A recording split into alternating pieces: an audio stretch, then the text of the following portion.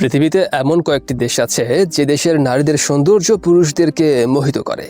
সেসব দেশের নারীদের যে একবার সামনাসামনি দেখেছে তার রাতের ঘুম উড়ে যায়। টল ফিগারের সেই সব মেয়েরা তাদের রূপ লাবণ্য নিয়ে ঘায়েল করে দেয় পুরুষের হৃদয়। সেই সাথে চমৎকার ড্রেসিং সেন্স এবং ন্যাচারাল ফিটনেস তাদের সৌন্দর্যকে আরও বাড়িয়ে দেয়। এমনই 11টি দেশের নারীদের নিয়ে আমাদের আজকের আয়োজন।